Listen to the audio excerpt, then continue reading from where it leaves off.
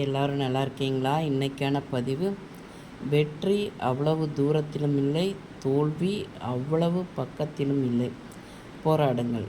கண்டிப்பாக வாழ்க்கையே ஒரு போராட்டம்தான். ஒன்றுக்கும் போராடி போராடி தான் வாழ்க்கையில் ஜெயிக்க முடியும், பார்த்துக்கோங்க.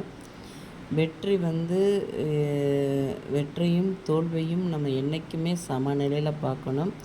தோல்வி அடைஞ்சிட்டோம் அப்படின்னா எப்பையும் அந்த தோல்வி எவ்வளோ வேகமாக நம்ம அடைகிறோமோ அந்த தோல்விக்கு காரணம் நாம் தான். ஏன்னா நாம் ஏதோ ஒரு இடத்துல தவறு பண்ணியிருக்கோம், அதனால தான் அந்த தோல்வின்னு ஒன்று ஏற்படுது.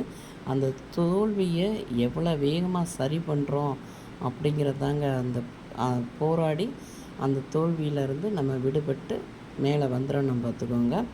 ரெண்டாவது, வாழ்க்கையே அந்த தராசு. நீங்கள் அந்த காலத்துலலாம் பார்த்துருப்பீங்க, கையில் பிடிச்சி நிற்கிற தராசு இருக்கும், ரெண்டு பக்கமும் மேலே ஒரு முள் இருக்கும். கரெக்டான சமநிலையில் அது இருக்கும், பார்த்துக்கோங்க.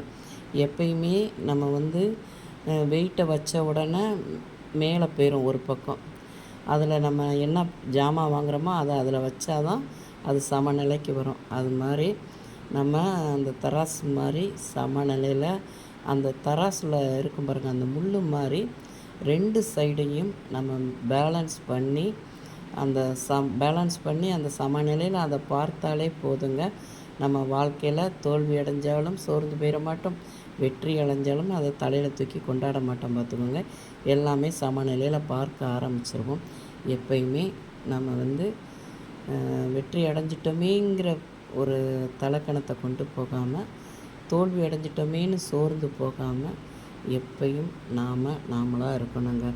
நம்மளுடைய விதின்னு ஒன்று இருக்கும், பார்த்திங்களா? அந்த விதிக்கு எஜமானே நாம் தாங்க. நம்மளால் முடியும், உன்னால் முடியும் அப்படிங்கிற ஒரு தன்னம்பிக்கையோட நிலையான கண்ணோட்டத்தில் பார்க்க ஆரம்பிக்கணும், பார்த்துக்கோங்க. இந்த பதிவு உங்களுக்கு பிடிச்சிருந்தால் பார்வதி வீட்டு சமையலுக்கு ஆதரவு கொடுங்க. ஓம் சாய்ராம்.